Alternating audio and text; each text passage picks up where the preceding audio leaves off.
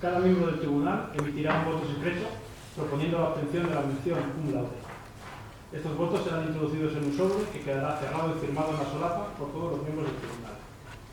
En una nueva sesión, la Comisión Académica del Programa de Doctorado procederá a la apertura del sobre con los votos secretos. Se podrá proponer que la tesis obtenga la mención cum laude en caso de voto positivo por unanimidad. Haber finalizado el preámbulo, after finishing the beginning remarks and some remarks, that switch to English and become into presentation. Thank you very much. Hello and welcome everybody. I'm César Díaz and I'm going to present my thesis titled Design and Optimization of Protection Strategies based on the Pro-Spec COP3 codes for time-sensitive multimedia streams. So first of all, I here show the outline of the presentation.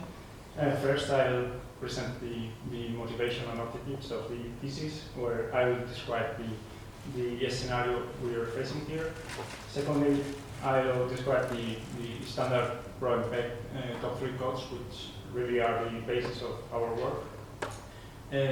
Later on, I will present the equal and the unequal error protection extensions that we have created to make the COP3 codes more reliable. And after that, I'll present the optimization technique that we have developed in order to make the unequal error protection extension work in real time. Finally, I'll describe the packet level distortion model that we have developed to accurately model the distortion of different data elements in the packet stream in time-sensitive systems. And last, I'll present the conclusions to the presentation of the thesis and address some future work approaches. So first of all, the motivation of the thesis is that the general scenario for this work is that the streaming of multimedia content through IP networks in real time. So first, it becomes necessary to give some hints on this type of networks. These IP networks are now the environment for more and more communication systems. Everything is going IP, so to say, and multimedia communications are no exception. So actually, more than 70% of IP traffic is now video related, and this portion is expected to grow over the following years. So the reasons to that are twofold, mainly.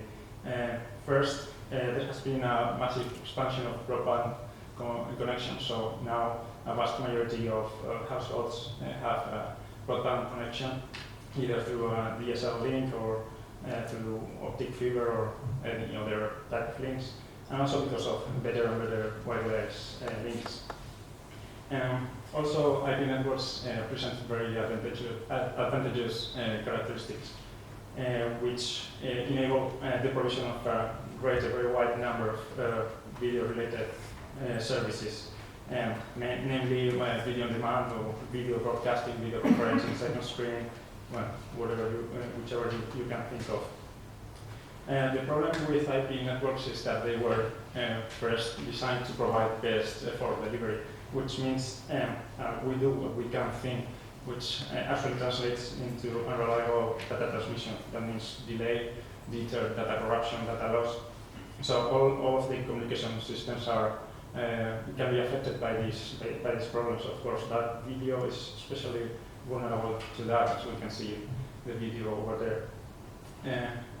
IP networks at upper levels can be modeled as a packet ration channel, which means that packets can be either successfully received, which means received on time and unaltered, or they are not, or they are lost, which means not received at all, or received out of time, or corrupted and discarded in lower layers of the receiver.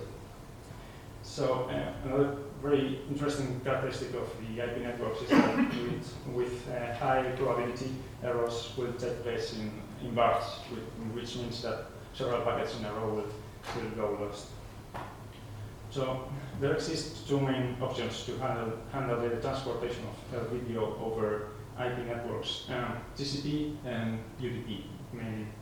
TCP guarantees reliable delivery, but does not guarantee low latency transmission. And the other way around, UDP guarantees low latency to some extent, and that does not guarantee reliability in the transmission. So which one to pick is actually it depends on the characteristics of the service to be provided. So regardless of other very important factors, so for example whether we have a backward channel, for example, or we want to implement multicasting, TCP is usually chosen if the services to provide allow for some end-to-end delay, maybe up to several seconds, and they typically allow for some image quality variations, and that's typically the case of OTT adaptive streaming technologies.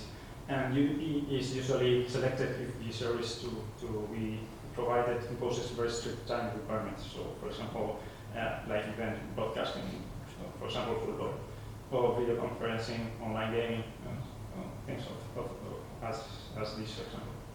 So, in this thesis, we have focused on video services that are supplied under strict delay restrictions.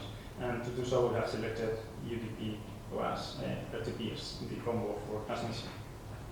So, we have with UDP we have low delay, okay, but we want to provide the user with some quality, image quality typically. And this can only be done by improving the reliability of the channel, which is done by including extra mechanisms on top of UDP and RTP. These extra mechanisms, besides dimensioning of the network and well planning, include error resiliency, traffic management, and error control mechanisms, which are the focus of this thesis, and particularly forward error correction codes. And these kind of codes work in the following way. So they generate some extra information out of the original one. This extra information is called redundancy, and this all information is transmitted to the receiver, which will take it and use it to recover all or part the minimum of the information that got lost in the transmission. So there are a lot of effect codes, and they can work at very different levels. So, for example, effect codes at bit level are used to detect and correct bit errors, but we are focusing on application layer effect codes with work at upper layers and over whole data packets, not internally. So at these levels, these kind of codes work as erasure codes, which means that they don't need to detect the errors as we have protocols like RTP to do this thing for us, which is sequence summary characteristics of the kind, and we can devote all the capability of the codes to correct the errors. So the main